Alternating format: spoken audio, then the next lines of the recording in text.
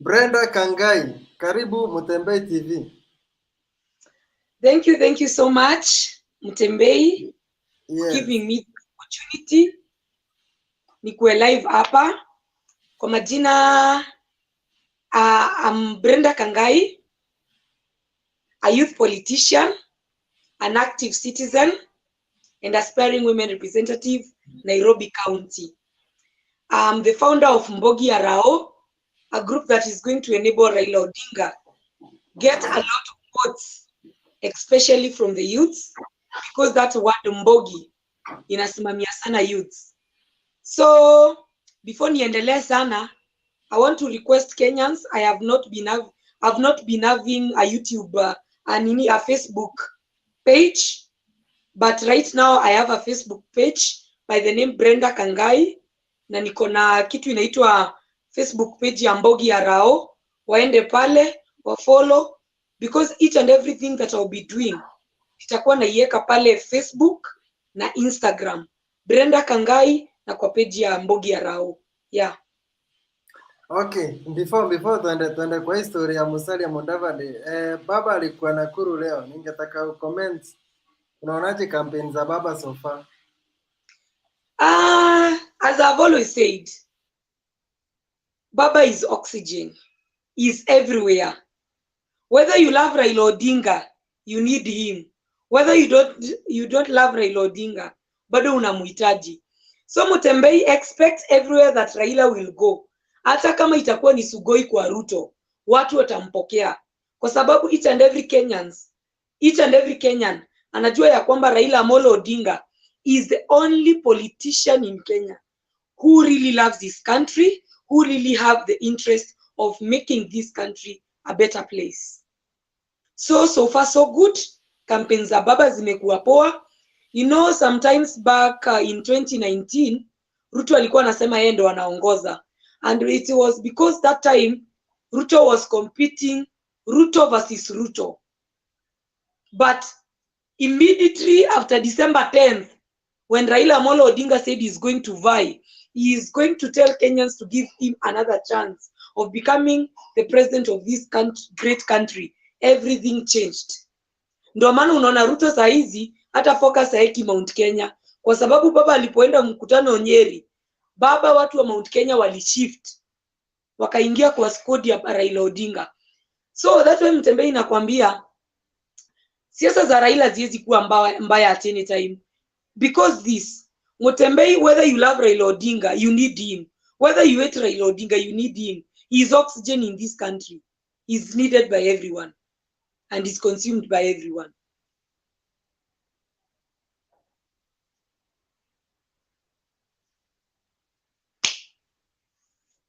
Sikusikii.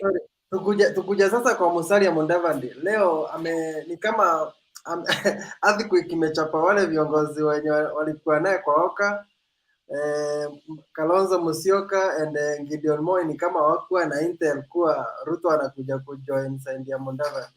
So leo Mudavadi amejoin Nancy na Ruto. They have planned, Ruto mwenyewe amesema kutakuwa na series of campaigns wakiwa na Mudavadi.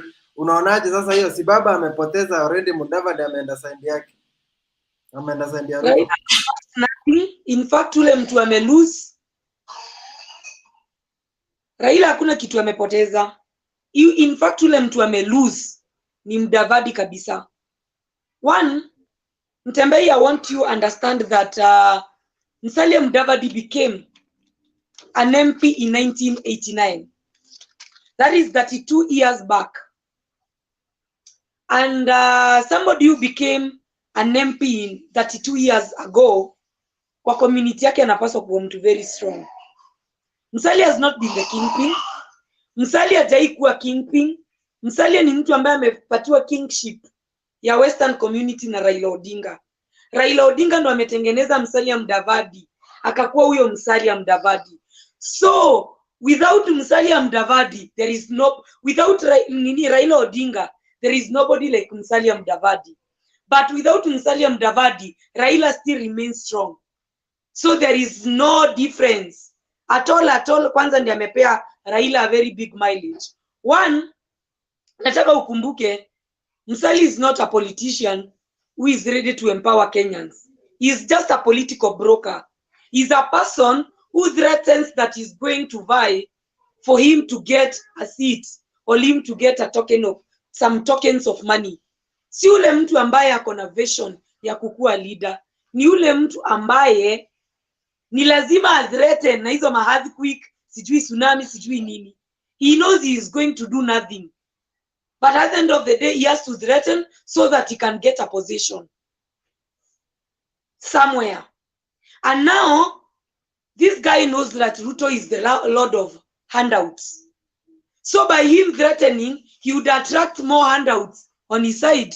He has already attracted. Haizi danganya Kenyans, ashapewa handout, 200 kubwa, ama miso 3 kubwa, akajoin the other part.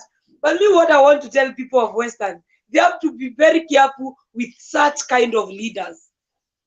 Kwa sababu hao watu ndio wamefanya Western community imekuwa na population ya watu wengi sana, but yezi endelea because of such kind of people. Because their interest is personal. It's not the interest of people. So Mtembei, I want to tell you, there is nothing that Musalia can do to shake Raila Odinga. But Musalia with Raila Odinga is already shaken. There is nobody like Musalia right now. After that bombers meeting, hakuna kitu kama Musalia. Hata ukienda Western Mtembei, you will be told mambo ya Musalia wamemaliza. Because let me take you back in 2013. This guy threatened to vie and divide. He got 400,000 votes, 483,000 votes. This person hata kufika 10%. He knows very well he's not going to win, but he does not want to support somebody like Raila Odinga, who I am 100% sure on 9th of August will be the president. Mtembei, kwanza hata kabla tuendelee, kama mtu hataki kusupport ule mtu ambaye anajua anaenda kukua president, na ule mtu akoshua ambaye huyu anaenda kukua president, anaenda kusaidia wa Kenya, jamii ya Waluya itafaidika hapo. Kama huyo mtu si shetani, ni nani? If that person cannot support somebody they know 100% sure anaenda kushinda, na hataki kumuunga mkono, huyo mtu kama si pepo, tutamuita nani? That is what I want to ask followers of Musalia. Because they are 100% sure that Musalia is not going to win. Ruto is not going to win. He has no numbers. But they don't want to support somebody who is going to win. Who is Raila Amolo Odinga. Ndio nauliza, kama huyo mtu si pepo, ni nani? Sasa unasema Musalia Mudavadi ni pepo? Of course. That's a walking demon. If you cannot support somebody who you know 100% is going to win, who are you? If you cannot support the person I know on 100% Raila Odinga is going to be the president on 9th of August 2022 and is going to serve in the next 10 years, do development in this country, hata Waluya watafaidika kwa hiyo development. Na mimi sitaki kumuunga mkono, na huyu mtu tumepambana na yeye hadi kwa street, tukaibiwa kura na yeye, tukalalamika na yeye, but at the end of the day unajua mtu anaenda kusucceed. Wale watu ambao walikuwa na mkataa wamemuunga mkono, na wewe sasa unataka kuharibu kwa sababu ya tuvitisho na tuwazi kuikitu yenye hata hatuko yenye ijapen. Ndo nauliza, kama huyo mtu si pepo, ni nani? If that's not a walking demon, who is that person? Alafu Brenda, unajua ukichukua Musalia Mudavadi unapewa Wetangula for free. Sasa unaona Waluya wote ni kama wamekuja side ya Ruto. There is something I want to tell you, and I want to tell especially the Mulembe nation. I'm not a Luya. Mimi ni Mary and Babe. Mimi ni Mdharaka Arisi. And I want to tell them, nitawatetea kidogo waniruhusu, because I'm not married. Maybe one day, one time I'll get married in that land, and I would like that to be safe. So I want to speak and say this, Mtembei. In 2017, immediately after the handshake of Uhuru Muigai Kenyatta and Raila Odinga, that is in 2018, Wetangula and Musalia Mudavadi walked out. wakasema they are not going to support handshake, they are going to unite the Western community, the Mlembe nation. They have done nothing. They have not united anyone. In fact, right now Mlembe nation is more divided than it was. These people told Kenyans, we are not going to join the handshake. We ourselves, me Musalia Mudavadi and Moses Masika Wetangula, who is just a political joker, who is just a person who cannot even control his own constituency. Akasema they are going to team up and ensure that the Mlembe nation is going to be together. They have done nothing. They have not united Mlembe nation. So I know lawyers are frustrated by these people. I know lawyers, they believe that Raila Odinga made Musalia Mudavadi to be their kingpin.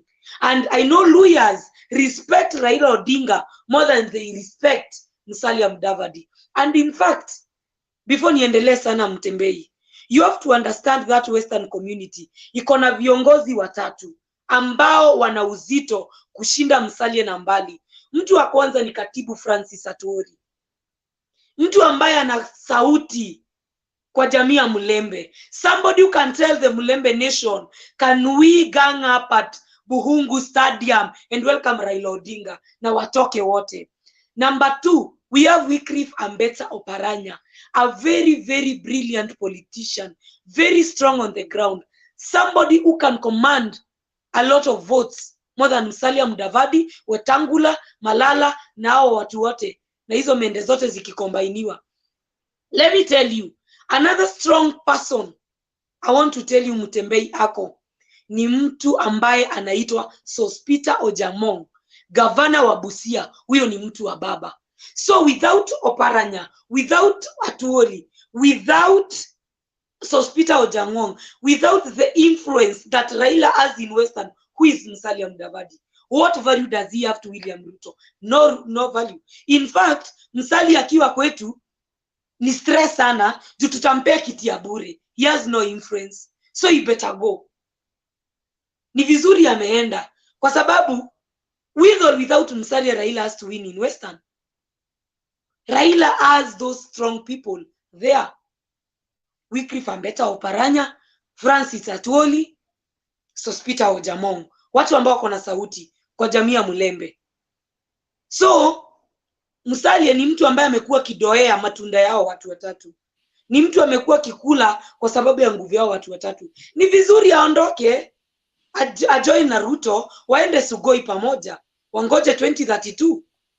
Because Raila gonna bring this country from 2020. Lakini nikuulize Kendi, tukiangalia 2002 Kangai, Raila walikuwa nataka kupatia Mudavadi, but wakagundua Mudavadi ashamekuwa vice president na Moi.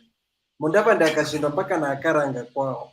Then all of a sudden Raila alikuja kuchukua Mudavadi tena 2005 wakati wa referendum. Walipokuwa wanapinga constitution. Mbona Raila ni kama anaendeanga Mudavadi every time? 2013 tena Mudavadi akaenda akavai akapata 400,000 vote, alikuwa anashindwa actually na rejected vote. But 2017 Raila akamuendea tena. What is it that Mudavadi akona that Raila anaonanga hapo kila saa? Let me tell you this. Raila Amolo Odinga, our party leader, is a very sympathetic man. Ni mtu ambaye aliona Musalia is lost. Na juu Raila ndiye amefunza Musalia siasa, akamwambia, ni kama vile Mtembei, unajua mtoto wako akikukosea, akuja apige magoti tena utamchukua. Hautamtupa, utamsamea. Lakini kuna mahali inafikanga, unaambia huyu mtoto, pambana na life, mkono ya serikali ni ndefu, itapatana na wewe uko mbele. So I want to tell you this. Raila Amolo Odinga saw that Musalia career is dead. Akaona he is dead politically. And he told this guy, team up kwa hii team yangu. You have no impact. But at the end of the day, utakuwa umejijenga. That was Raila Odinga. Sisi kuna value Musalia alikuwa analeta. Nimekuambia, with Katibu Francis Atwoli, with Wycliffe Ambetsa Oparanya, with the governor of Busia County, Sospita Ojamong, Musalia has no impact. Ni kama Ukambani. Nataka kukupea example Ukambani. Ukambani tukiwa na Ngiru, tuko na Professor Kivutha Kibwana, tuko na Mutua. What is the work of Kalonzo Musyoka? Kazi yake itakuwa gani? So there are things that you have to see, Mutembei. Hata ni vitu need kuexplainiwa. And I'm telling you, at that time, after the general election of 2002, Raila saw that Musalia's career is dead. Musalia was brainwashiwa kambwa, there will be this seat or there will be that. Na akaona huu mtu atapotea. Na juu tunaenda njia moja ya Nyanza, si tu nijaribu nimuinue. And Raila did that. But this time round, mtoto mtukutu hata mzazi anashindangwa na yeye.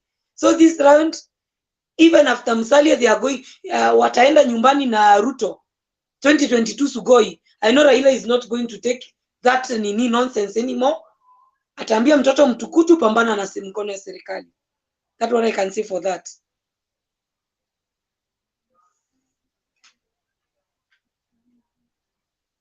I can't hear you. Nasema hata tuingie kwa maswali, naona watu wamemwaga maswali mingi. Mwage maswali. And kama kawaida Mutembei atakuwa na select maswali. Naona hapa, haya twende. Mwingine akwambia acha kudanganya. Ismahan wanasema baba the fifth. Unauliza baba ya nani? Naweza Kimochoki.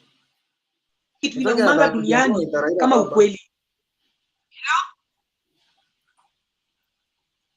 Unasikia Brendah?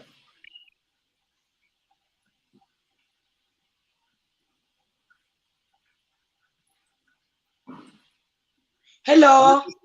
Endelea. Yes, unanisikia? Yes, continue.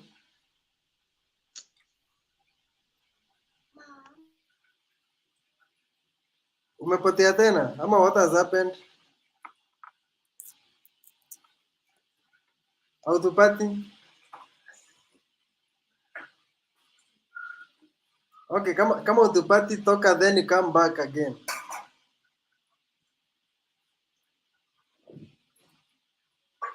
Unmute your mic. Unmute mic yako. Unmute the mic. Yes, ni mute. Endelea sasa. Mimi nataka kusema uongo uuma. Nini ukweli uuma sana. Ukweli uuma kwa sababu those people who are saying that hao ni watu wa Ruto. Wale watu ambao wamecalculate calculations zao wakaona ya kwamba Musalia Mudavadi atawasaidia. Na mimi kama vile nimesema, nimewaambia Musalia, actually what that's a politically disabled leader. Yani ni kiwete wa kisiasa. Yani ni ule mtu ambaye haezi jisukuma kivyake, lazima asukumwe. Huo ndo Musalia Mudavadi. And they have to accept that. Na si Western community yote weak. Kwa sababu nimetaja hapa nikasema, pale kwa jamii ya Mulembe, kuna leaders ambao ni strong.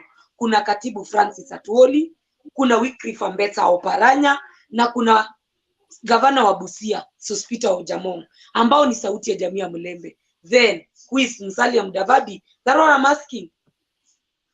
But pia unacha Paulo Toma, na there was a time Paulo Toma alishindanga Sospita Ojamong, but ikifika asubuhi Ojamong akamshinda na karibu 18,000. So ni kama Ojamong ali-rig out Otoma. Hakuna ku-rig out, he is a popular person. That a person mwenye anajua ground. Unajua Mutembei, kuna ule candidate atasema ameibiwa kura kwa sababu ameenda akapeana handout. Akadhani pesa yake handout itamchagua. But vitu kwa ground, kuna ule politician kama mimi vile nafanya Nairobi, sipeani handout. Sina handout ya kupeana. Lakini each and every day, I have to talk to more than 300 people. One on one. Hao watu 300 wendo wanitafutia watu wengine. That way nakwambia aje Mutembei, kuna ule mtu kwa ground ako very active. Na kuna ule mtu ako sawa kwa kupeana handout. Huyu handout wakati wa kuhesabu kura atasema ameibiwa. Lakini vitu kwa ground ni different. Hujakuwa kwa ground. Na ule mtu kama Sospita Ojamong ni mtu wa wananchi. Ni mtu amekuwa na wananchi. Sasa watakataje kumchagua? Okay, naona Josephine anasema mimi hata waungane wote niko kwa baba ndamu. Then naona Tony anasema Brendah, you are very sober and honest. I'm very sober and honest, and I want to tell people of Musalia. Ukweli. Kama ulikuwa unafuata Musalia Mudavadi, nimekuprovia vile nimeishi kukuambia. Musalia is a politically disabled leader. Haezi simama president ati ni Musalia anasimama president na kuwe sure anaenda kwa debe na anashinda. He can't. Those are just political brokers. People who are there just to lie people that we are going to vie for this presidency. Ndo the highest bidder akuja ampatie pesa kidogo. And that ni kama kuuza community yako. Ni kama kuuza community yako kwa gharama sijui ya bilioni 1. Else Waluya they are more than 5 million. Waluya ni wengi sana. So at the end of the day, Musalia anapaswa ajue kama yeye ni kiongozi ukweli wa jamii ya Mulembe. Anapaswa awaambie Raila is the president. Let's join hand. Each and every vote iende kwa baba. Mumias inuke after baba amekuwa president. Vijana hapa Mumias wapate kazi, vijana wa Kakamega wapate kazi, vijana wa Bungoma wapate kazi. Unanielewa? Lakini Musalia kwa sababu ni selfish leader ambaye alikuwa anajua Ruto ako na handout, lazima angeenda huko for his own selfish gain. So unamaanisha Musalia amelipwa na Ruto? Of course, Ruto is an handout goon. He has to pay. For you to join Ruto, you have to be given something. Okay, Andrew anasema Raila ni baba, Musalia amesign political death. Nguza anasema Mudavadi kwisha, story yake kwisha kabisa. Ndio huyo anasema bando baba Raila tosha. Huyo anasema walipanga hii yote kwa harusi. By the way, nani akiongea Sakaja alisema Musalia Mudavadi ndiye the only senior political leader alikuwa kwa wedding ya Ruto, ya mtoto wa Ruto. So could it be huko ndio waliongea akasema acha tu join hands tuchape hao watu. Wacha nikwambie, Musalia City ameishi ameongea kwa wamejoin na Ruto kwa harusi kwanza, ikiwa siku ya kwanza. Musalia campaigns zake mingi ukiziona anafanyanga kwa harusi, matanga ama chama ya wamama. Mahali watu wamekata, si mkutano yake, because he knows he himself akiambia watu watoke wamsikize, hawatatoka. So he has to go there where there is weddings, mahali kuna crusade, mahali kuna chama ya wamama wengi wamekusanyika, mahali kuna matanga. That is Musalia Mudavadi. Ndio maana wanaona wameenda kupata Ruto wapi? Kwa harusi. Hiyo ni tabia yake. But when Raila Odinga needs people, he announces that on this day we will be at this place, mkuje munisikize, watu watatoka. Na uangalie mikutano za Raila kubwa, baba afanyengi mikutano zake Saturday na Sunday. Baba anaheshimu Mungu kushinda vile Ruto anamheshimu. Baba afanyengi shughuli zake Sunday sana. Raila Amolo Odinga anafanyanga mkutano Monday to Friday, siku yenye watu wako kazi. Weekday, siku yenye watu wako kazi na watu wanatoka. Musalia Mudavadi leo amefanya mkutano on a Sunday. Kibera Stramiko hapo na hiyo uwanja hata sijaona ikiwa imejaa. So he shows us how he is weak. He can't be a presidential candidate if you cannot tell people watoke wakusikize on a public day, on a weekday, na waache kazi zao waende. Kama vile baba akisema kesho kuna mkutano Monday, saa hizi Mutembei na aja announce kesho nitakuwa Kasarani itakuwa na more than 100,000 people, kwa sababu baba ni baba. Baba ameheshimiwa, Wakenya wanampenda, wanajua ni kiongozi wa maendeleo, wanajua ni kiongozi ambaye atakuja kukomboa hii nchi katika dimbwi la umaskini. Okay, naona Pisa anasema Raila has lost nothing, the losers Mudavadi, hata MP I've already said Raila has lost nothing, because without Raila Odinga there is nobody like Musalia Mudavadi. But without Musalia Mudavadi, Raila becomes even more strong. Salome anasema baba all the way to State House. Baba Raila Amolo Odinga, the next president of Republic of Kenya. Huyu anauliza the Lord of handouts ni Ruto. Of course. Ruto everything anafanya lazima evolve handout. Na hiyo ndio serikali tunataka kuambia wa Kenya. Mayouth wenzangu, we have to reject everything about William Samoei Ruto. If you can pay even a leader an handout to join you, what if you become the president? Where will you take this country? You know, here we need leaders who are ready to ensure that this country grows economically. We don't need people who are there for money. Kenya Mutembei ni kubwa kushinda pesa. Kenya interest za wa Kenya ndizo ziko za kwanza kushinda mtu yoyote. So kama Ruto ana bribe viongozi, anawaambia wamjoin, na akikuwa rais wa Jamhuri ya Kenya, utaendaje? That's why I'm telling all the youth of this country, they have to register as voters, because on 9th of August this year, we have to vote in Raila Amolo Odinga to be the next president of the Republic of Kenya for the future of this country. Okay, na nikuulize, Gideon na Kalonzo walistorm out of that meeting. Unafikiria mbona walitoka? And I want to congratulate them. I want to congratulate Gideon. I want to congratulate Kalonzo. I want to congratulate Jimmy Wanjigi for walking out of that meeting. One, wametuonyesha wako na kahutu mahali. Wanaangalia vision ya Wakenya. How would you team up with somebody like Ruto? Honestly. So hawa watu walikuwa wamechora Oka. Wakasema sisi kama group ya Oka tunaenda hivi. A group that sometimes back I said is a group of politically disabled leaders. Watu wakanitukana. Na nilikuwa naongea ukweli. Sumiona imecorrupts. Actually that we are going to marry. I don't know what is the day of the announcement of funeral of Oka. Sijui itakuwa lini, they will tell us. But what Mutembei want to tell you, they have at least done something walking out of that meeting, kwa sababu wameona Musalia ameuza agenda yenye walikuwa nayo. Whichever the agenda they had, hata kama watu wamekuwa wametuambia agenda yao, wameona Musalia amewasaliti mahali. And I want to congratulate them. And what I want to tell them next, it is either they join Raila Amolo Odinga, wajoin Azimio la Umoja, ama wasonge sana. Kwa sababu hii Kenya farasi ni wawili. Farasi ni mmoja, Raila Amolo Odinga, na kuna kangamia kanakuja hapo design ya William Samoei Ruto. Ruto bado hajafika klasi ya farasi.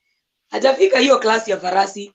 Anajaribu tu, lakini nguvu zake hajaeza kufikiwa kiwango ya Raila Odinga. And the reason why mimi nasemanga Ruto hajaweza kufikia kiwango ya Raila Odinga ni kwamba, kumbuka,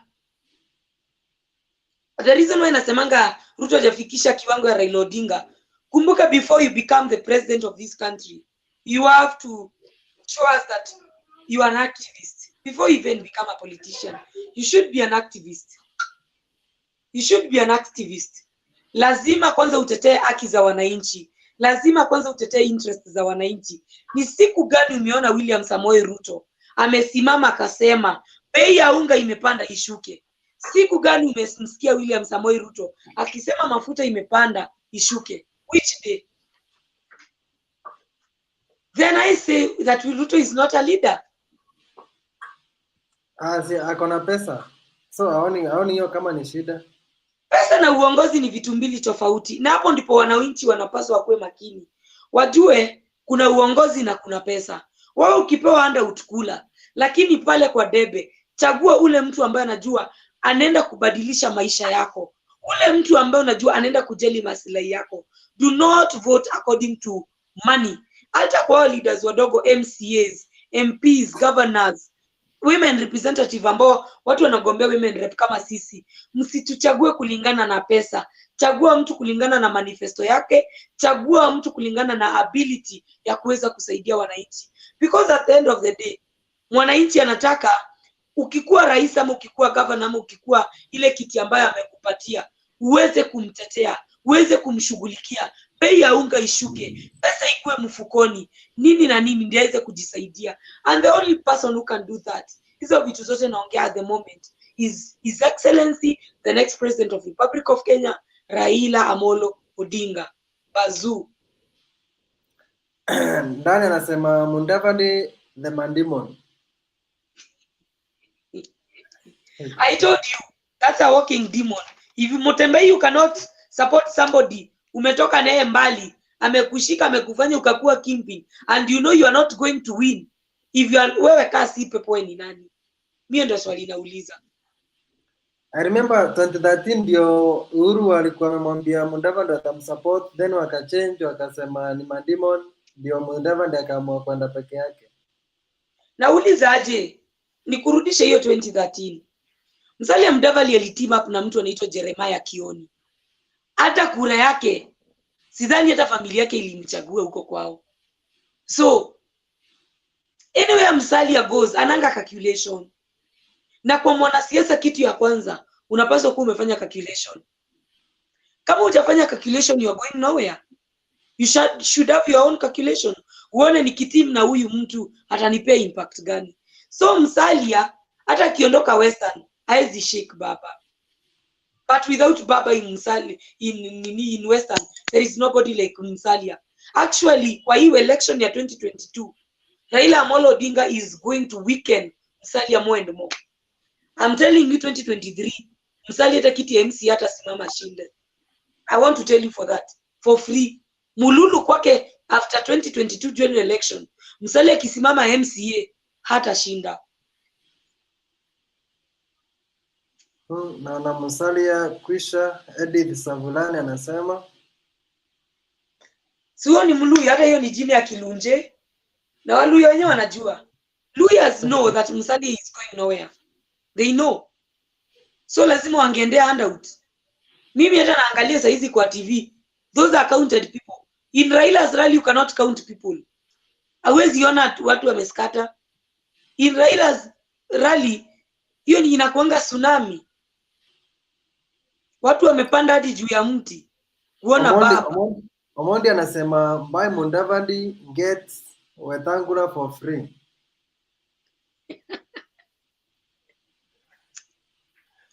Na huyu Wetangula ameweza kujieka kwa siasa for this long akitisha atasimama president. How is Mimi mambo ya Wetata siongeangi sana. Mimi mwanaume ambaye anapigwa kofi na mwanamke mbele ya watu.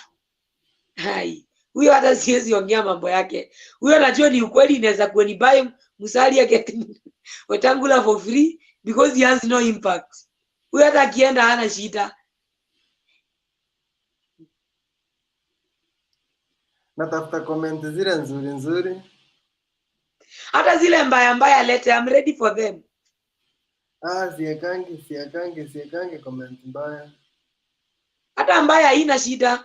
Musalia si mtu wa Isaac Madenge anasema thank you Brenda, uko correct kabisa, following for the live conversation from Oman.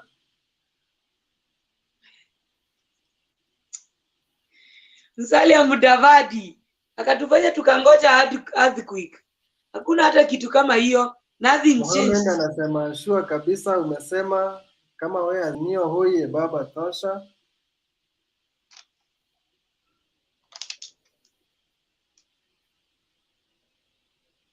Ndio hii mbaya hapo. Moja mbaya ni matusi, anauliza what are they totally happy with.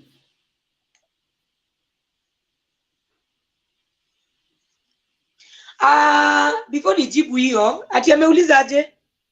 Atoli amekusaidia aje? Mimi Atoli hajanisaidia. Na sijai meet kwanza. Something I want to tell Kenyans. Sijai ona Atoli na macho yangu. But what I want to tell you is, mimi napenda wale viongozi ambao wanajitambua. Hao ndio watu wanatufanya sisi youths tukue na nguvu, tujitambue more. Why should I follow an example of somebody who is weak like Musalia? Atoli hajanisaidia mimi, hajaini finance, sijai muona, but I love his politics. Napenda his leadership. He is a leader, kiamua ni hii njia. Hakuna mambo na kupiga U-turn, kugeuka sijui unafanya hivi. Atoli akiamua ni kwa baba, ni kwa baba. Vile aliamua ni Azimio la Umoja, alisonga na Azimio la Umoja from day one. Na akaambia baba, hapa Buhungu nataka Waluya wakusanyike waseme wanakusupport nikiwa hapo, na akafanya hivyo. That is a person we need. We don't need somebody wa kuyumba yumba. We need somebody who can show his community that this is the way. We need a person who can. Me Motembeye, I told you, I'm not married. I don't know if I will get married with a Luya, by a Luya guy. I would like each and every part of this country ikue poa, kwa sababu sijui nitaanguka pande gani. Labda nitaenda Kisii, nataka nikienda huko nipate watu wa Kisii wako na development. Labda nitarudi Meru kwetu, nataka nipate watu wako hivyo. Ukambani, same thing. So we buy examples by leaders who are strong, not leaders who are weak. People who can be bribed by the 200 kubwa, alafu wanarudi wanaenda. Hapana, we don't need leaders who can be given handouts and dump the interest of their community because of money. We need leaders who can stand with their community even at the darkest time. Hao ni kiongozi wa Waluya. Mimi leo tunaongelelea jamii ya Waluya kwa sababu kuna mtu kama Musalia Mudavadi ambaye alikuwa amepromise Wakenya earthquake na ikutendeka. That's why I'm telling you, in that community there are strong leaders. There is Katibu Francis Atwoli, there is Wycliffe Ambetsa Oparanya, there is the governor of Bungoma, Sospeter Ojamong. And I'm done. Those are strong leaders. Why do we need Musalia? Mbona? Sorry, Kennedy anasema usidharau Young Malala, anaweza kuwa the Luya kingpin. It's a dream. Let me tell you, becoming a kingpin, si kwenda upande iko na handout. And I want to repeat it. Becoming a kingpin is becoming a champion of your community. Ni kutetea haki za watu wako. Ndizo zinafanya unakuwa kingpin. You cannot be a kingpin, jicho moja iko hii side na ingine iko hii side. Yani una double, unaangalia pande mbili. If Malala wants to be the kingpin of Luya community, angesimama na Raila Amolo Odinga. Ambie baba, kwa sababu wewe najua uko na interest za Wakenya. Najua jamii ya Mlembe ndo inaongoza kwa kulima miwa.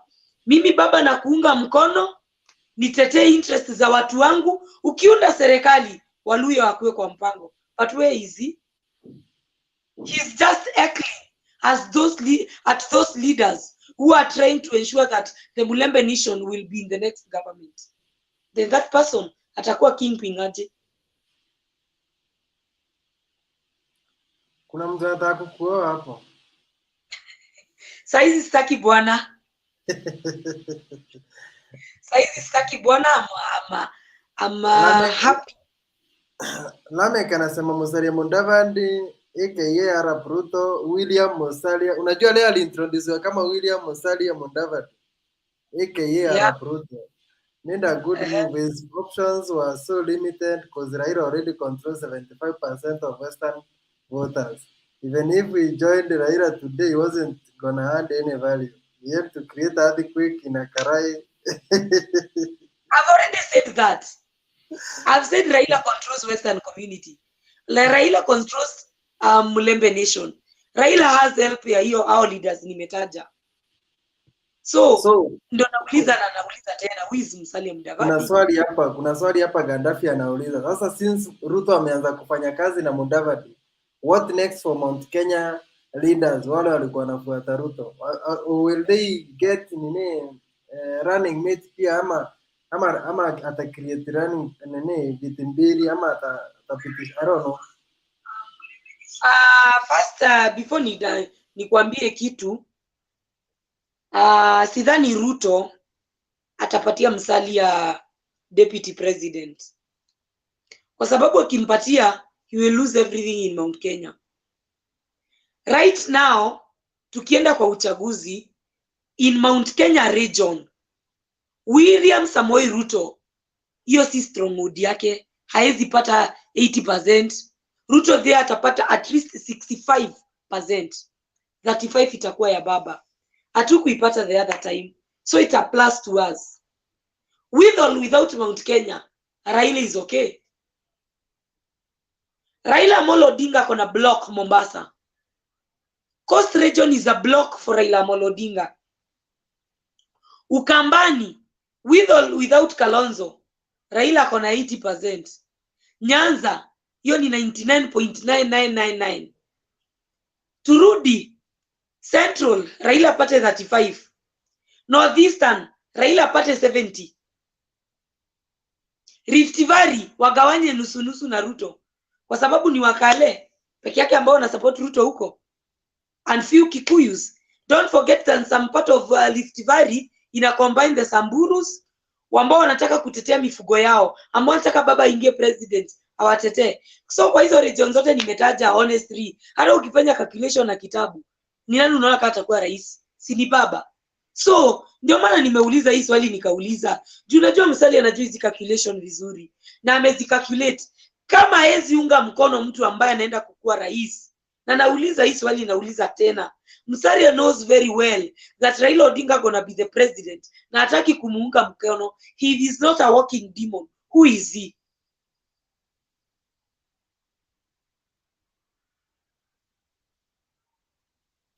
Gaddafi anasema I was waiting for earthquake of Ruto stepping down to Mondavadi. It is very impossible because Ruto is selfish. Ruto is very selfish.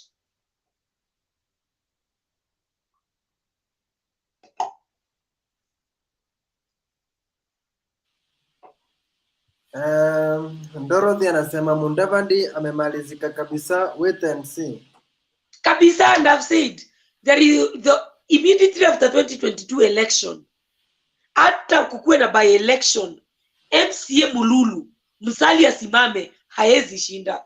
Raila is going to weaken Musalia completely using the 2022 election. Take it to the bank. Na huyo anaambia Vicky Ogusha na advise Patrick Kiplagat, anamwambia unakaa Western, you don't know anything about Western politics. Mandividi has just made a political suicide. Wait and see. Na hiyo kitu tumeishi kuongelelea. Actually Mudavadi kama si Raila haezi fanya hii mileage. Hangekuwa hata Musalia. Kama Raila kushika Musalia Mudavadi, Musalia hangekuwa Musalia. So at the end of the day, that's why tunasemanga Raila Amolo Odinga ndiye kusema. Baba akiamua uprogress huwezi progress. Kwa sababu unajua baba ako na influence. Baba ni mtu ambaye anapenda wa Kenya. So mahali kulipo na baba lazima baba mahali popote alipo, kama uko hapo lazima ufaidike. But if Musalia is not there with Raila Odinga in 2022, hai, hakutakuwa na mtu kama Musalia kwa historia ya Kenya. Naona Brendah is talking facts.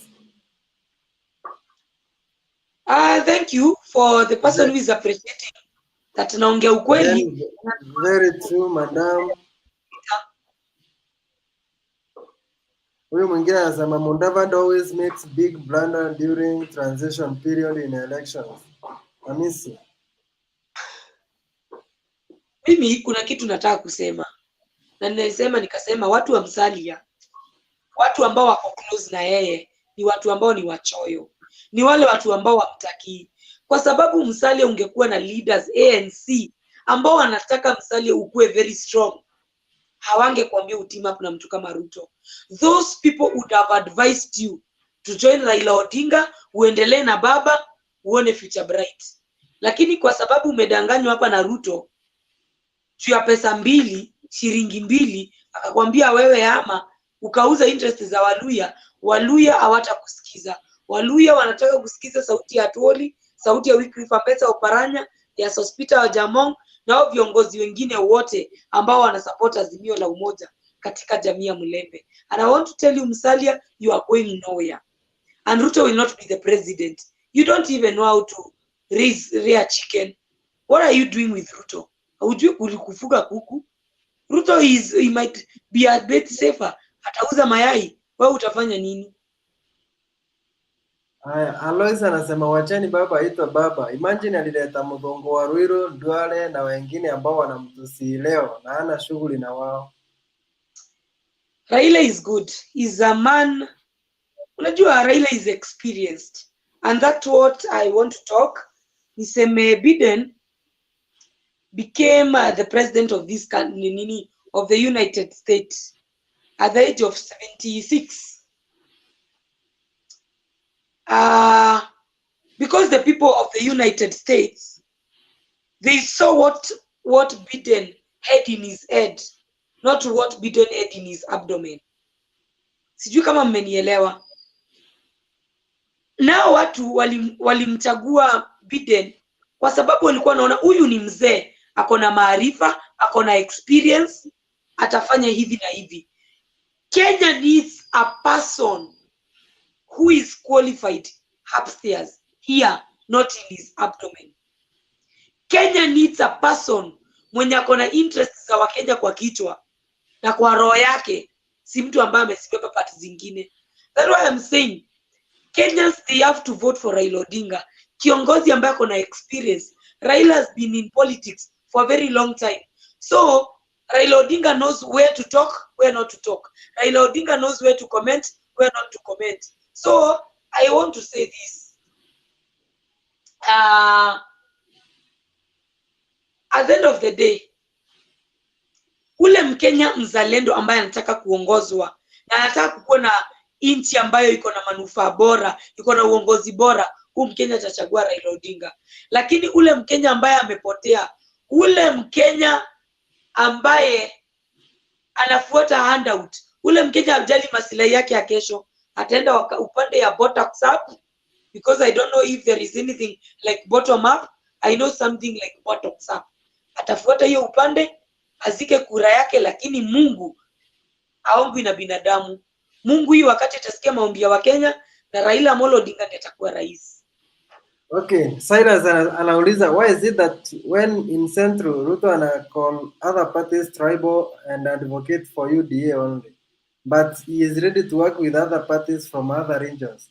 Ni kuwa Ruto ashakuwa the Mount Kenya kingpin, so hataki chama ingine huko Mount Kenya, but huko kwingine pote anatumia vyama zingine. Kwanza I want to say this. Ruto is not our kingpin. I'm a Mount Kenya babe. Our kingpin is His Excellency the President of Republic of Kenya, Uhuru Muigai Kenyatta. Jabayaro rere. Huyo ndiye kingpin wa Mount Kenya community. Ruto atoke huko kwao, sijui nini, Sugoi, akuja rule watu wa Mount Kenya. It cannot happen. Where Uhuru Muigai Kenyatta exists na bado ako president, hakuna kitu kama hiyo. Even after 2022, Uhuru still gonna be our kingpin. So Ruto asijidanganye ati ako na sauti pale Mount Kenya. Sauti ya Mount Kenya na ile wito wa Mount Kenya, watu wa Mount Kenya wanaenda kufanya ni kufuata sauti ya Uhuru Muigai Kenyatta. Huyo ndo tunajua kama kingpin wetu. Akituambia tumchague Raila Odinga, huyo ndo tutamchagua. Professor anasema with or without Musalia, Baba will be president. Of course I've said that. Musalia is not here. Mtu anasema Baba Mungu atamkumbuka this round. Raila hajakumbukwa na Mungu hii wakati. Raila ameishi kukumbukwa na Mungu. Raila ni mtu ambaye Mungu anapenda sana kwa sababu ni mtu ambaye amesurvive after amepigania nchi sana. Ni mtu amefungwa jela kwa sababu ya nchi yake. Ni mtu amekunywa tear gas kwa njia juu ya hii nchi. So God has always been with Raila Odinga. Raila Odinga ni mtu anapendwa na Mungu. Ni mtu wa kwanza ambaye election imekuwa nullified kwa sababu yake. So Raila, God ameishi kukua na yeye, but this time round God has told us that Raila is the next president of Republic of Kenya, not because of himself but because of the better part of this country. Ndio Wakenya waweze kuinuka, apate kufanya economic liberation, Wakenya waweze kwenda mbali, vijana waone kazi, maendeleo ikuje, njia mzuri zitengenezwe, good health facilities, na nchi iweze kusonga mbele. Okay, Caleb anakuuliza Kangai, what is next for Moi and Kalonzo after what happened today at Bomas?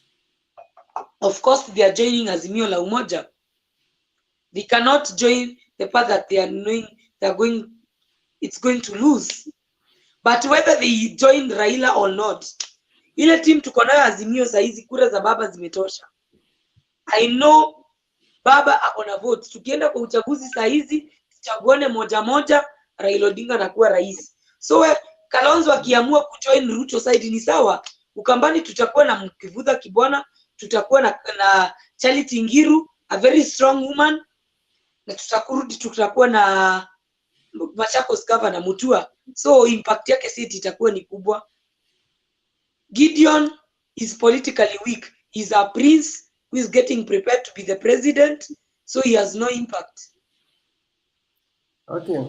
Vicky anasema Mudavadi can't win against his village MPs, atawezana na Raila. Hakuna kitu ataongezea Ruto kuziza alone. Before tuendelee sana, kuna kitu nataka tuongelelee about Musalia Mudavadi. Kumbuka before announce kitu yake earthquake, and even before the Buhungu meeting and the day of Buhungu meeting, some of the MPs walihama ANC. Kuna MP anaitwa Aseko, MP wa Kwisero, alihama ANC akajoin baba. Kuna MP wa anaitwa Kena Aseka. Anaitwa Aseka. Kuna MP anaitwa Nabulindo, MP of Matungu, alihama ANC. Kuna MP Ayub Savula wa Lugali, alihama akajoin baba. Na huyo ANC Lugali MP Ayub Savula ndiye anaprepeiwa kukuwa gavana wa Kakamega. So Musalia Mudavadi is already weak. Savura versus Malala. Savura ataangusha Malala asubuhi na mapema. So Musalia impact yake itakuwa wapi? Kama hao watu wote wamemuama, wametoka kwa chama yake. Chama imebaki na MP sijui ni wawili ama ni watatu. Hiyo ni chama ina gani? Okay, alafu naambiwa umesahau Wamala madam. Pole, mimi si genius, kuna watu wengine huwa wanasahau. Si lazima nikumbuke kila kitu.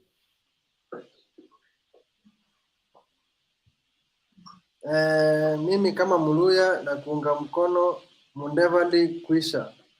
Baba is the way. And you see, mimi naweza ambia watu waangalie manifesto ya baba, waangalie manifesto ya Ruto. Ya Ruto ni uongo tupu, kuzia Wakenya hewa. Lakini manifesto ya Raila Odinga ni manifesto ambayo tunaona ni manifesto ambayo inasaidia mwananchi. Kwa sababu when Raila Odinga says kuna mtu wako hii nchi hana pesa ya kuwekelea chakula kwa meza, kuna mtu wako hii nchi hana rent. Hii pesa ambayo inaibwa na watu kila siku, tukiunganisha tupe huu Mkenya 6,000 shillings per month. Wale wa Kenya ambao wamefinyilika, si Mkenya ataweza kulipa rent, ataweza kununua chakula.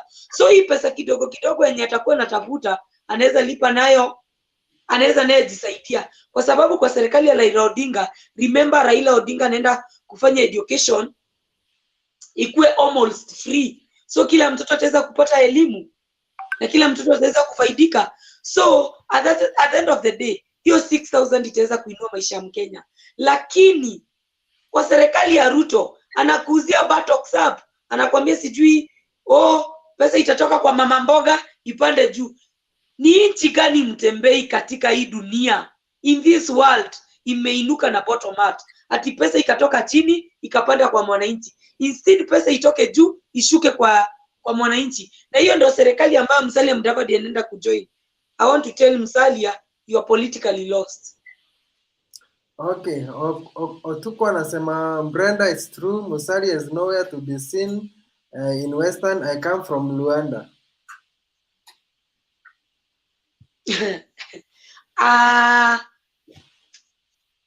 Watu wa Western wameongea wenyewe na wamekuambia hapo Mutembei wakakwambia ya kwamba Musalia hakuna mahali anaenda. So you can believe my words. Umeona sijaongea juu ya chuki, juu ya hate. I don't hate anyone, but I have to talk fact. Hakuna mahali Musalia anaenda. Ajowi anasema Mudavadi is a political dwarf. Not a political dwarf. Mimi I refer Musalia Mudavadi politically disabled. Yani kiwete wa kisiasa. Mtu ajiwezi, mtu lazima asukumwe. Okay, kindly let me know kama earthquake ili happen cause hata tremor huku mimi sijasikia kitu. I never saw something like that, but I knew Musalia would do nothing. Musalia mtu ambaye hata akifanya mkutano surely CBD hata huwezi ona kama kuna change, huwezi jua kama kuna kiongozi. Huyo ni mtu ambaye hata Wakenya wapasi kuweka kwa akili yao. Haya, Kuyava anakuambia we dada, heshimu Musalia, yeye sio kiwete wa siasa, ameamua kuweka jamii yake karibu na serikali ijayo ya Ruto. Which government? Ruto will never be the president of this country. Even after Raila Odinga's term, that is in 2032, Ruto will not be the president of this country. Remember that Kenya need a leader, not a politician with his own self-interest. That's why we are in for Raila Odinga. And even after Raila Odinga's presidency, kuna watu ambao wako hapo nyuma who are able to continue and to preserve the legacy of Uhuru Muigai Kenyatta, legacy of Mwai Kibaki, legacy of Raila Odinga. Kuna watu ambao wako hapo ambao wanaweza kuwa president, na kama hiyo wakati tutahitaji hata president atoke kwa jamii ingine, tutachukua mtu kama Wycliffe Ambetsa Oparanya, a flag bendera ya ODM na kuwe president from 2032 to 2022, ama Joho in Coast. Mimi by the Mutembei naweza taka Raila akikuwa president between 2022 and 2013, amold mtu kama Joho na Oparanya wa team up wakuwe president na deputy, mmoja akuwe president, mwingine akuwe deputy. ODM has able leaders who are very strong, who can defend the legacy that Raila Odinga is going to leave between 2022 and 2032. Because I know Raila Odinga is not going to fail Kenyans. He is going to leave a legacy. He is going to be the Mandela of this country. So, even after Raila Odinga's presidency, Ruto will not be the president. And Ruto needs to know that. Hatawahi kuwa president wa Kenya. Okay, James Amisa anasema Mudavadi is just pushed by MPs or governors who want to win the ANC party. Could it be that Sakaja ndiye amesukuma Mudavadi kwa Ruto wakiwa na Malala? Sidhani. Sidhani, ni tamaa ya pesa. Tamaa ya handout ndio imempeleka huko. Unacheka nini Mutembei? Handout. Musalia hawezi chukua handouts, maybe achukue bilioni kadhaa. Whichever, hata kama ni bilioni moja, hiyo ni handout. Handout is handout. Ndani ya 50 bilioni handout. Musa Hassan anasema mimi baba damu niko Saudi Arabia. Raila Amolo Odinga, the next president of Republic of Kenya. Bazu, okay. Mzae. Oyugi anasema Sakaja and Malala have auctioned Musalia Mudavadi. Good policies he articulated today, but wrong alliance. Hata zioni policies ambazo ziko UDA. There are no policies at UDA. UDA ni kuzia watu hewa. Ani Mutemi anasema Musalia ni bure kabisa. Bure kabisa. Bure.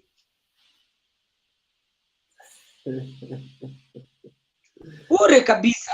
Kiwete wa kisiasa. Okwara anasema Musalia is history as from today. Silly move.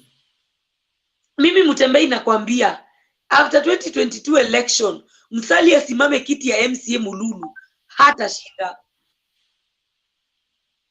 Raila is going to David Ndolo anasema mtoto wa Mudavadi, good morning dad. Hiyo ndio alianza speech yake. Wa.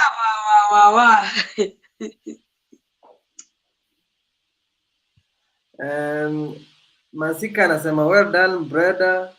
I can assure you that our ship has been lost to the hyenas. You know, kuna msemo inasemanga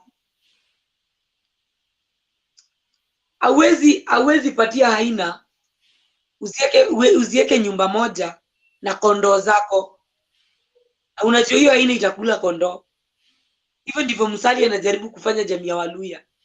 Anajaribu kuwauza kwa ule mtu ambao anajua hatawaangamiza, hatawasaidia. So what kind of a leader is he? If you cannot tell your people, this is the way. Raila is the man. We have been with him. We have struggled with him. Tumekunywa tear gas na yeye. Huyu Raila Odinga, hii wakati anaenda kushika kiti, tumsaidie, tumsukume hadi siku ya mwisho. To make sure baba ako State House, atutengeneze Mumias, ajaribu kuinua uchumi wa vijana wa Kakamega wapate kazi. Huyo ni kiongozi wa aina gani? Kiongozi ambaye anachukua handout kwa sababu handout imekuja na bahasha. Bure kabisa. Bure kabisa. Odinga anasema Mudavadi has been sold to UDA by Malala and given Weta for free.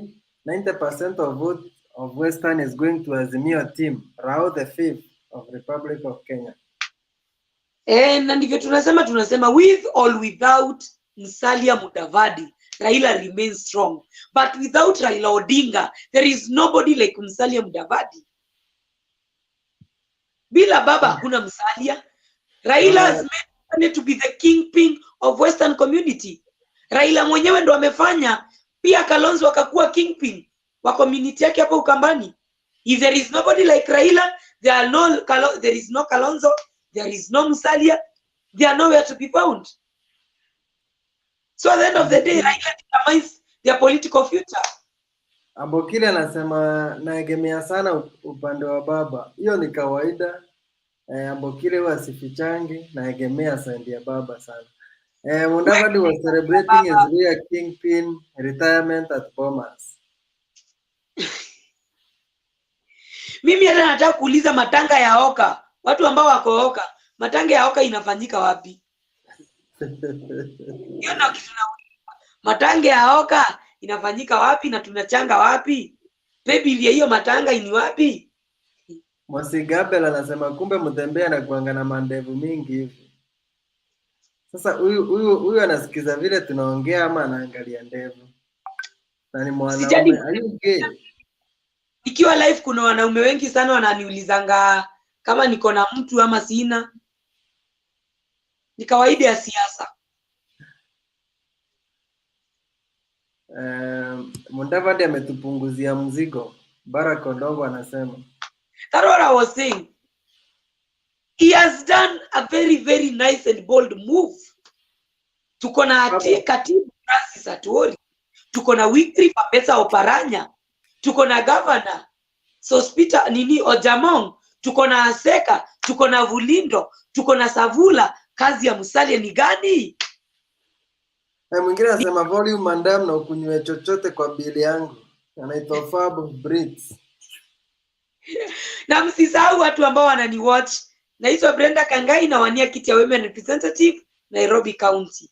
Mimi ni dem najitambua, nimeingia ground sana, nafanya door to door campaign, nataka kuongea na wananchi wa Nairobi one on one. Msisahau kunichagua, ukinipata pale kwa nomination, tafadhali naomba kura yako. Tutaongea siku nyingine mambo ya manifesto yangu, na kama hujainiona enda kwa previous live yangu na Mutembei uangalie nilisema manifesto yangu pale, na usisahau kunifollow Facebook Brendah Kangai, na usisahau kufollow pia Mbogi ya Rao Facebook. Mbogi ya Rao ni initiative ambayo nimeanzia kumobilize youth wa Kenya wa join Azimio la Umoja wa msupport Raila Odinga. Niliform kikundi ambacho kinaitwa Mbogi ya Rao na nimeifungulia Facebook page na Instagram page. So tunapoongea tukimaliza enda Facebook na Instagram follow Brendah Kangai na Mbogi ya Rao. Okay, Philip anasema Mudavadi was introduced by a daughter in front of his wife and elder sons. What a shameful leadership are we seeing? Kwani Kiluya daughter hawezi introduce baba? Kuintroduce na daughter ni vibaya? Ni mbaya politically kwa sababu kuna ka nepotism kanakuja hapo. Kiongozi anapaswa introducewe na kiongozi mwingine. Mutembei nikienda ground natafuta ule youth mwingine ako kwa siasa. ambaye anang'ang'ana hata kama ni mobilization, ambaye amenimuingiza kwa kikundi cha Mbogi ya Rao, ndiye ambaye ananiintroduce. Anasema siku ya leo tumetembelewa na kiongozi women representative incoming Nairobi County 2022 anaitwa Brendah Kangai. Lakini siwezi enda niite msichana wangu katoto kangu nikaambie shika microphone nikikaribia kuongea uniintroduce. That is bullshit in politics. You should be introduced by another politician. Okay, Kama David anasema wanamtambua, mmoja wa ANC ndo angechukua amuintroduce. Aseme anasema the reality of what happened will sink on Mudavadi's head from tomorrow. Losing Kalonzo and Gideon is suicidal. Yes? Kulose Kalonzo na Gideon is suicidal kwa Mudavadi. Mimi I think Kalonzo is on way. He is packing his things. He has already packed his suitcase and everything. Nafikiria saizi anavaa koti akielekea safari ya kuingia Azimio la Umoja. Kulingana na mimi vile nampima, dalili za kisiasa zinanionyesha kwamba Kalonzo saizi ashapaki kila kitu, anavaa koti, ajiangalie kwa kioo asonge sana. Kwa sababu ameona huu mtu hana mwelekeo. Na ingekuwa Kalonzo Musyoka angestick na Musalia Mudavadi, he would have not walked at Bomas. Angestick hapo. Lakini unaona ni madharau. Ulimeform na watu woka, hata watakupea nafasi kusikiza, hata wakupea Ruto nafasi, they walked. Because they saw, we cannot sell our community to this person, hand out good by the name Ruto. Mtu wa uongo, tapeli, halafu mashamba. Lazima tufuate Raila Amolo Odinga. Ni heri tutii na Raila Amolo Odinga ambaye ni asali ya Wakenya, ambaye ni kiongozi yako na maendeleo na kama na maona. And Motembei will tell me in the next 2 weeks, all those leaders who walked out, they will be in Raila's side. You wait and see. They have made Raila stronger by pushing Kalonzo and Gideon. This is betrayal, very painful than the other they saw in NASA. Wewe ngoja uone. Kwanza kama Ruto atajaribu achukue Musalia, Mudavadi, hata tupasi tuende election. Inapaswa Raila tu apishwe mapema. It will be a waste of Kenyan resource because that is a team. Yezi fika mahali popote. Musalia has no impact to Ruto. He has no impact to Raila. Nimekwambia ule ni mtu amehang, amedoea mahali. Anataka jina tu ikue pale ndio apate nafasi. So whether he is there or not, we have nothing to lose. Sidhani hata kuna kitu ataongezea Ruto. Nothing. Then Oliver anasema Ruto has already planned meetings for Mudavadi, Nakuru, Central and even Western kwa Mudavadi, which means Ruto is going to use him as a puppet. Na unajua Ruto anajua kutumiana. Suliona hata wanawake wakicomplain akina Ngirichi wakasema kuna room 350, room hatari sana, achunge asipeleke huko na yeye ni mwanaume.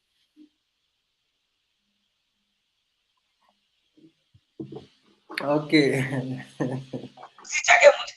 Usicheke Mutembei. I never said anything about 350. I saw it with UDA people. They said there is room 350. So ndio nasema Mudavadi achunge asipeleke hiyo room 350 na yeye ni mwanaume. It will be so painful. Abiambo anasema farasi ni Raila, Ruto ni punda. I have told you. Farasi ni Raila Odinga, Ruto ni punda kama ngamia, hizo zingine ni mende. I have always said. Those are cockroaches. They have no voice. Okay, Madam Brenda, pongezi sana. Mudavadi anataka DP ama anataka nini? Mbona ameenda hapo UDA hata Mururu Village Elder hawezi pata sasa hivi? I've told you Mutembei.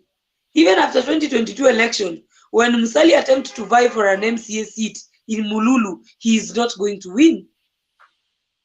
Raila determines the future of Musalia politically. In short, that's what I'm saying. Kuna swali hapo unaulizwa na Kipsang. Unasema Ruto aseme unga ishuke kama nani? Who has ever said that? Look at this woman. Raila has said so in so many times.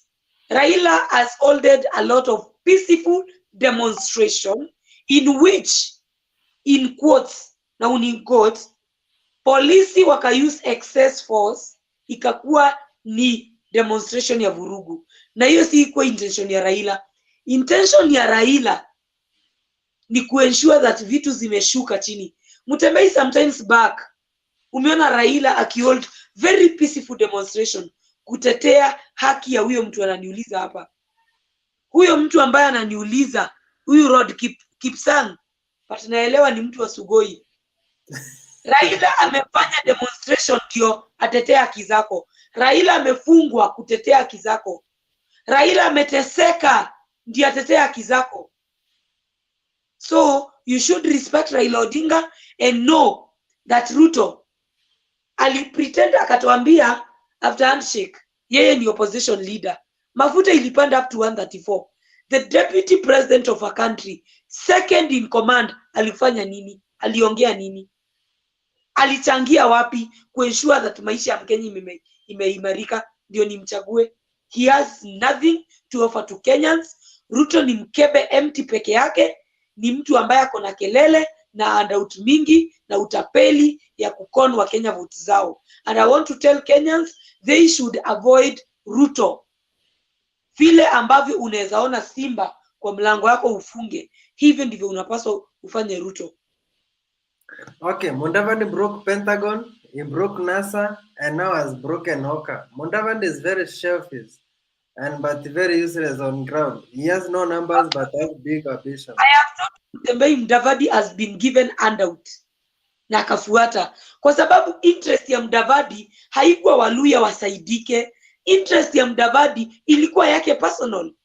Nikisimama nikithreaten na simama, ni nani ataninunua na pesa mingi aniweke hapo? Hiyo ndio ilikuwa interest ya Mudavadi.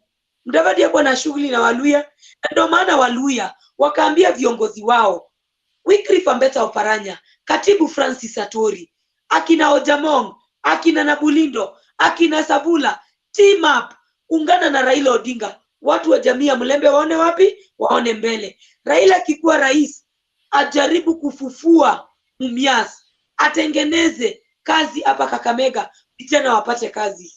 That's the reason why you see, I am telling you, Raila Amolo Odinga, with or without Musalia Mudavadi, he will get 85% of votes in Western. Okay, Debbie anasema pesa ya kununua wanasiasa wenzake, Mudavadi has been given 5 billion. 5 million. Billion. Haina shida, nimekwambia handout ni handout. Mutembei ataka ni 10 bob, and handout is an handout. Na sasa mtu kama Musalia, which kind of thing anaonyesha youth ambao walikuwa namuiga kama mfano wa kiongozi, ambao wanaona huyu mtu ni handout anachukua ndio aekwe mahali fulani ama ndio akue mahali fulani, wanaona nini? You are right, ma'am. The same Ruto has been against constitution reform since 2005. He opposed the 2010.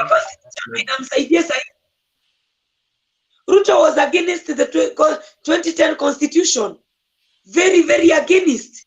But today, hiyo constitution ndo imemweka kwa ofisi. Ingekuwa siyo constitution, Ruto would be out.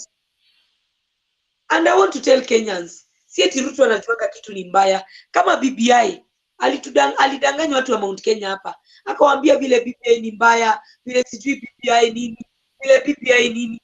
At the end of the day, alikuwa anajua BBI inaenda kufaidi watu wa Mount Kenya. Lakini kwa sababu of his own selfish interest, akaona ni vizuri awadanganye. Ajaribu kujipima nguvu. Unajipima aje nguvu na kitu ambacho unajua inafaidisha Wakenya? Honestly, Ruto ni mtu mbaya sana kwa Wakenya. He's an enemy of his own country, Kenya. If you can wait with a constitution that is going, is going to help Kenyans, but you are an enemy of your country. Okay, Ogogo anasema, now I know what Mudavadi does for a living. His work is to threaten to contest for presidency after every 5 years. Threatening day and night. And I told people, Mutembei, kunakumbuka kuna video nilifanya kitambo, sijui last year mwezi wa 8, nikasema Oka combines of people who are politically disabled. Wananchi walikasirika sana, but wamejionea siku ya leo Musalia is weak, hajiwezi, kiwete wa kisiasa, lazima asukumwe ama achukue handout. Vitu mbili. I want to get married to you. Mutembei, nipe number. This is a very articulate woman. Ataezana na hii kelele ya huyu msichana. Ataezana na siasa yangu. Mutembei, before somebody marries me, he has to know I'm a politician. Lazima niruhusu nipige siasa. Na wanaume wengi ni selfish. Hawataki dem yake manzi yake akuwe kwa siasa. So I choose to be alone. Musalia ametuangusha sana kama Waluya. Sana. Siti amewaangusha. Musalia hakuwa na impact. Musalia amekuwa kishikiliwa na Raila. Na siku ya leo ameisha kabisa. So it is better Luya community from the day of today muaccept ule kingpin ambao mlipewa na leaders wenu. Your leaders choose Katibu Francis Atwoli. Wakasema let Atwoli be the kingpin of Mulembe Nation because they knew very well that Musalia is going nowhere. They knew they have a weak person. That's the reason why they choose Atwoli. Now with Atwoli, the help of Governor Wycliffe Ambetsa Oparanya, with the help of Akina Savula, Nabulindo, Aseko, the governor of Bungoma, Sospito of Jamong, Raila will get a lot of votes. Na jamii ya Mulembe itaweza kusaidika kwa serikali ya Azimio la Umoja. Kwa sababu Azimio la Umoja is all about kuleta Wakenya wote pamoja. Yani kuleta jamii zote pamoja. Na kusonga mbele kama nchi, tupate maendeleo, njia mzuri, masomo na kila kitu iwe sawa. Joshua anasema Mudavadi is a conman using my tribe to make a living in Nairobi. I've already said that. I don't need to explain anymore. Political broker. Let me ask you, Mutembei, and I want to ask wale watu bado wako kwa Musalia. There is a person who became an MP in 1989. Before I was born, he was an MP. Today, he is weak. 32 years down the line, hana say kwa community yake. Huyu ni mtu aina gani? 30 years down the line, umeingia kwa siasa, umekuwa MP. Akiwa youth alikuwa MP. Saizi ajajimold, ajajimake strong. Huyu ni mtu wa kuongea surely. Haya, Halo anasema Mudavadi is just a political scavenger. He has no talent in politics. Akiona mnyama imeuliwa na kuja na kisu kukata vipande. No. Noma sana, ameongea ukweli mtupu huyo. Mwingine anasema kama kuna mtu anataka kubet 100,000 Raila will be president. Anyone opposing alete 100,000 yake. Kenneth Mbogo. Hata mimi mali nimefika, tunaweza bet na mtu. Nimwambie shika ngiri 100 tuandikiane. Baba akikuwa rais nichukue zote. Ruto akishinda chukua zote, because I already know that Ruto is not going to win. And even after 2022 politics, Ruto na Musalia utakuwa kitu moja. Ruto hawezi jimaintain politically. Atatoa wapi handouts za kupea watu up to 2032? Juu Raila ataongoza for 10 years.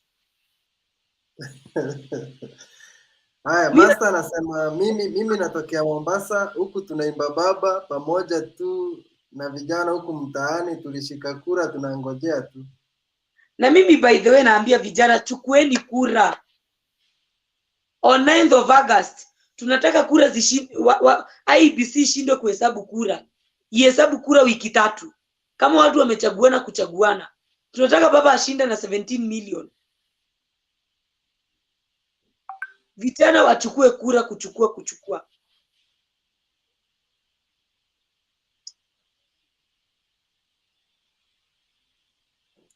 Huyu anasema why are baba supporters so radical? Huyu mama anakaa kutupa mawe. Ni musili. I want to tell you I'm not violent. I'm in the legal field. So najua mkono ya sheria ni mbali ni ndefu sana. So mimi ikifikia mambo ya vita sikuangi hapo. But siasa si kanisa. Siwezi kuwa Musalia. This is not church. This is politics. Ule mtu anatafuta usoftness anakuwa bishop. So if you don't want people to be rough on you, quit politics. This is not church. Ingine anasema I like your program and contribution of the lady. I thank you for your argument, madam. And kidogo nataka kuambia huyo mtu mwenye amecomment the previous comment. We are the people to replace akina Amelia Dhiambo in the next 10 years when they retire from politics.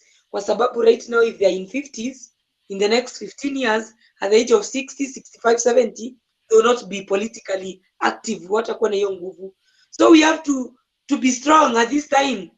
Tuweze kudefend chama yetu even in the next 50 years, because we want, even after Raila Odinga's presidency, to maintain his legacy. We want the legacy of Baba to last forever. So there must be a person like me who is that rough to tell Musalia the truth. Kwa sababu siwezi kuwa weak, nianze kumsweet talk nikimwambia Musalia you have done a nice move. Lazima niambie Musalia umepotea. I'm a youth, but Musalia umepotea. Sam Nyamoya anasema this unity between Mudavadi and Ruto will make them feel terribly. Those are political jokers bwana. Mimi nilikwambia mimi huiga mfano sana wa Katibu Francis Atwoli. Mimi napenda watu ambao wanaongea ukweli. Ambia mtu ukweli au piti. The moment I remember Atwoli akipasha Wetangula the other day. Akimwambia you are going nowhere, which is very true. So mimi nataka kukua kiongozi kama huyo mwenye ambaye anaambia watu ukweli. You are going nowhere. Kama huna uwezo wa kulead watu hauna. Ni vizuri uruhusu mwingine mwenye ako na uwezo a lead. At the end of the day we are Kenyans. We are one. Kenya will remain united. So ni vizuri uruhusu Raila Odinga aongoze wa Kenya, aonyeshe the better part. Afanye nchi ikuwe na more industries, ikuwe na maendeleo, because that is Baba. Baba ni king of maendeleo. And I want to tell them, wakumbuke that anywhere that Raila has been involved, kumekuwa na peace. Mahali popote Raila amekuwa involved, kumekuwa na development. And that is Baba we want. Because between 2007, when Raila Odinga matched with Kibaki, tuliona development, tuliona Thika Super Highway. At the time, mtoto alizaliwa anaitwa Standard Gauge Railway, lakini akarudi akafunikwa na bibi show. So huyu hakuwa mtoto wao, mtoto alikuwa wa baba. Ni vile unazaa mtoto na mtu anakuacha, unaenda unaolewa na mtu mwingine. Huwezi sema huyo mtoto ni wako. Utasema huyo mtoto ni huyo baba mwenye alipanda mbegu. So mbegu za baba zinaonekana. Hata kama zilivunwa kwa serikali ya Jubilee, they are still there.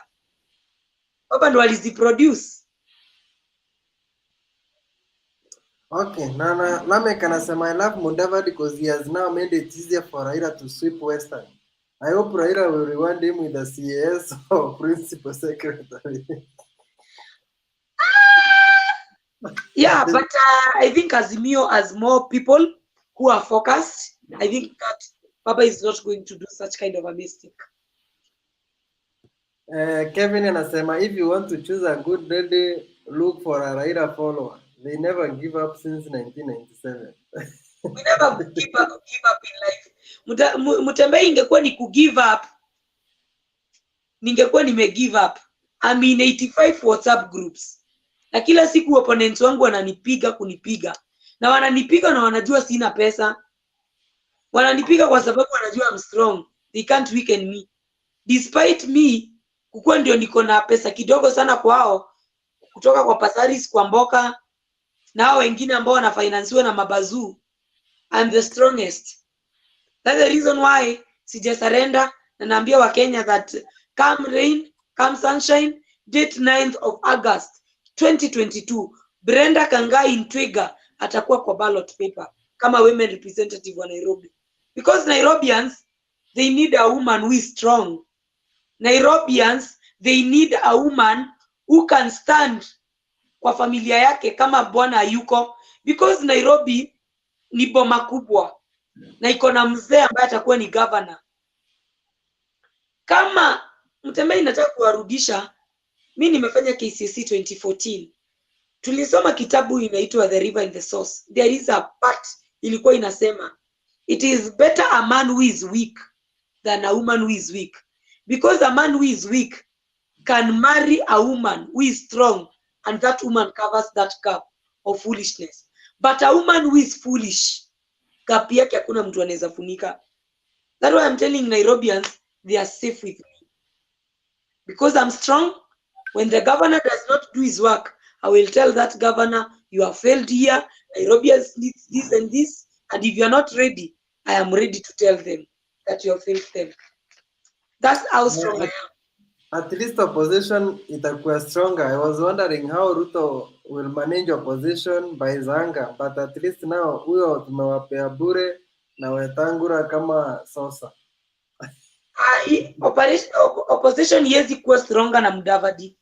Wewe ushaiona Mudavadi amefanya mkutano yake kivyake? Huyo mtu ni mtu wa kusema atakuwa opposition na asaidie Ruto. Aje? Anamsaidia aje? Can Mudavadi tell people tupatane CBD tutetee bei ya unga ishuke? Haezi.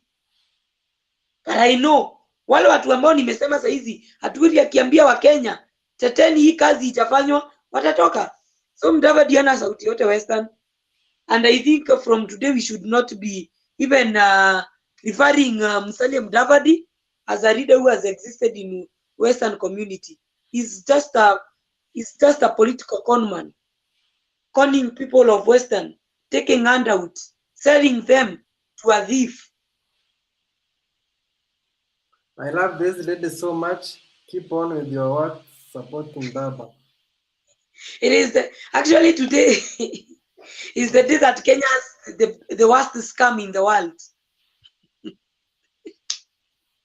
Kenya anasema Mount Kenya babe.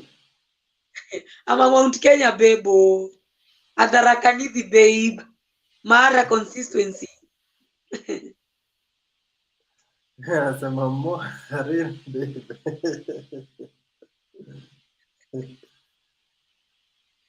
Msichana wa Adharakanithi County, mtoto wa Mudhomi Njuki.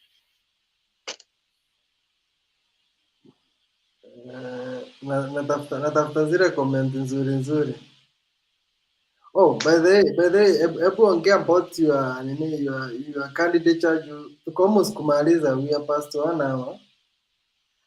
Okay, my candidature nasimama kiti ya women representative Nairobi County.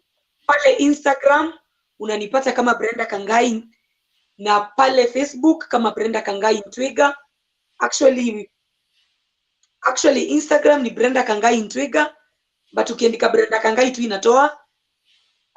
Instagram na Facebook, na nililaunch group last week inaitwa Mbogi ya Rao. Hii group niliform to ensure that I will mobilize youths across the country to join the team of Azimio la Umoja, enable Raila Amolo Odinga becomes the president of the Republic of Kenya, ndio wa Kenya waweze kufaidika. Mtembei kwa miaka mingi tumeishi kwa dimbwi la umaskini. Lazima tutafute ule kiongozi ambaye atatukomboa. Lazima tutafute ule kiongozi ambaye atatushikilia kama youth tuweze kupaa mbele. Mtembei sasa hizi vijana hata waoani, hawana pesa, wataoana na nini? Utoa bibi akule nini? Alale wapi? That was the reason why I support Raila Odinga. I need him to be the president. Vijana wapate job, hata tupate mabwana. Lakini tukikuja Nairobi, mimi natafuta kiti ya women representative. Naomba watu wa Nairobi, wa Kenya wazalendo, watu ambao wanaamini sisi youths that we are able to deliver in this country, wanipe nafasi niwaongoze kama women representative.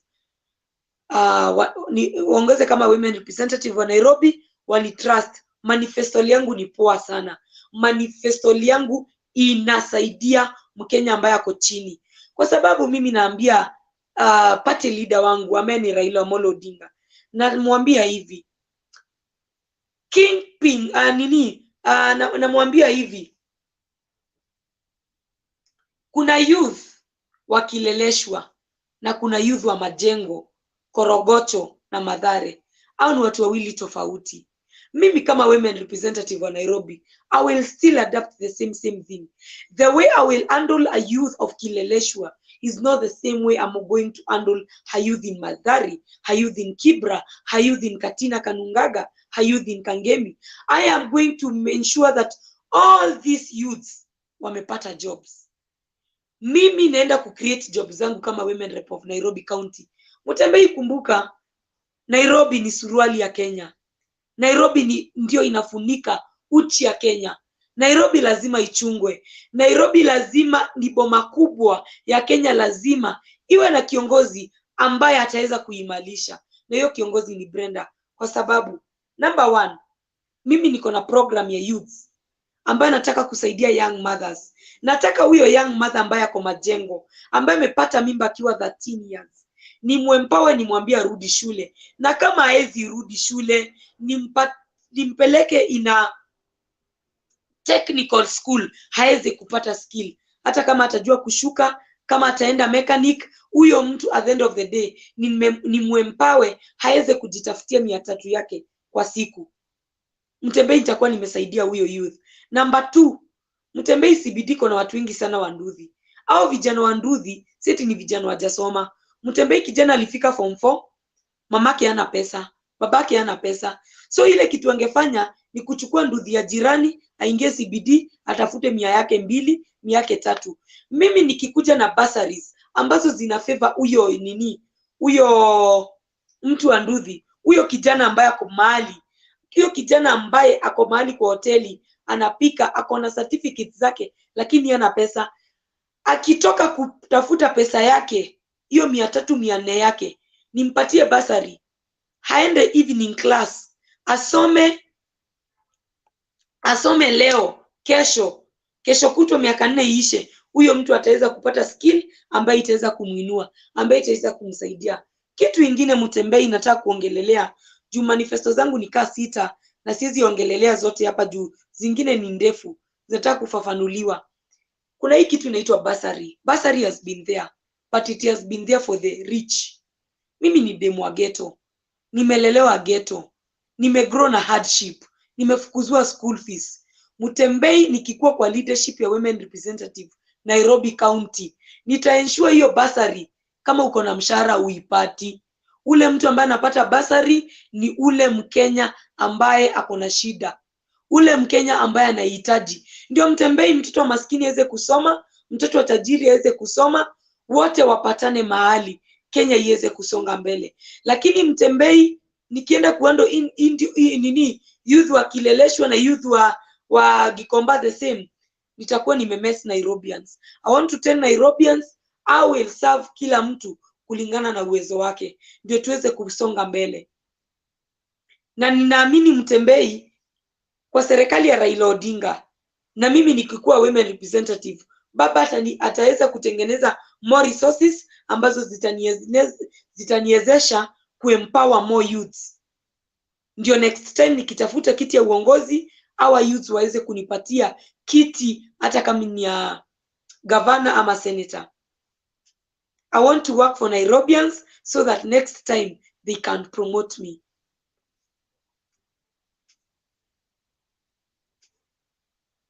Mtembei? Nasema sasa unaweza jibu tu maswali 2 then tufunge, since we have been here for long. Masuruvai ndiye naona hapa, anasema mimi kama Maragoli from Vihiga, hakuna mahali Mudavadi anaenda hapo, amejidanganya. Wacha sisi tung'ang'ana na baba hadi mwisho. Baba ndiye rais, the 5th kiongozi. Kamnao hapa kutoka US anawaambia, can I advise you guys on canvassing? We did it for President Obama. Door to door, please. Yeah? Mwende door to door kukampeni ya baba. Actually that's what I'm doing. Actually hata kwa campaigns zangu I think Mutembei tumekuwa na wewe ground mara mob. Natumianga kijanako sana na amenisaidia sana ground camera and everything. But Mutembei nataka kukuambia hivi. Mimi door to door hakuna mtu anajua the strength of door to door kama mimi. Hiyo ndio kitu iliweka John Paul Mwirigi kama MP. So kama kuna mtu ambaye anatambua door to door ni mimi. Wacha niongee na raia one on one. Wacha ma opponents wangu wa team up waseme ati mimi ni msichana mdogo, sina pesa, lakini nataka kuambia at the end of the day mkaaji wa Nairobi ndiye ataamua ni nani atakuwa women representative wa Nairobi County. Juu watu wa Nairobi already washaamua Raila Amolo Odinga ndiye rais wa Jamhuri ya Kenya. Okay. So the last nini sasa ukifunga tu funga sasa. Nikifunga nataka kuambia youth wenzangu hivi, ni vizuri wajitokeze, waregister kama voters, watoke kwa wingi. Ndio mtu kama mimi waweze kunichagua. Actually if you're 1990 babe, tafadhali toka register pale kujisajili kama mpiga kura, ndio tarehe 9 mwezi wa 8 Agosti mwaka huu uweze kunipigia kura, kunipea nafasi ni kuongoze. Na the most important vote ya hii Kenya ni vote ya Raila Amolo Odinga. Hivyo ndio nataka kuambia Wakenya. Ni heri waninyime lakini wamchague baba Raila Amolo Odinga. Okay, thank you so much Brendah. Yes, thank you. Ukiwa na kitu kingine utaniambia, tukuje tuongee hapa. You're always welcome. Nikikuhitaji nitakuita, utupe maoni kama hii. Hii ni maoni mzuri sana. Inasaidia sana saidia baba, do saidia Ruto wanalia sana kwa comments. Wasilie wa accept reality on the ground. Nimewaambia hivi, Ruto 2019 alikuwa ameongoza kwa sababu alikuwa anashindana Ruto versus Ruto. Saa hizi ni Ruto versus Raila Amolo Odinga. Raila Amolo Odinga ni asali ya Wakenya. Ni mtu ambaye Wakenya wanamtambua. Ni Mkenya mzalendo, ametupigania, amepigania demokrasia, ameleta devolution, ameleta Thika Road Superhighway, ameleta kitu inaitwa standard gauge railway. Raila is a true pass ya kuchaguliwa na Mkenya ndio tuweze kusonga mbele. Okay, thank you. Asante sana and good night. Good night everyone. Yeah, thank you so much for giving me an opportunity na kupea youth wote platform ya kuweza kujiexpress. Asante sana, nimeshukuru, na msisahau kunifollow Facebook na Instagram Brendah Kangai, both in Facebook na Instagram, na pale mfollow group yangu ambayo nimeform inaitwa Mbogi ya Rao, muifollow Facebook na muifollow Instagram. Asanteni sana Wakenya kwa kunichagua. Naomba msimame na mimi na maombi, na siku nitawaita fundraiser yangu, tafadhali mnisaidie. Okay, thank you Brendah. Thank you Mutembei. Bye bye.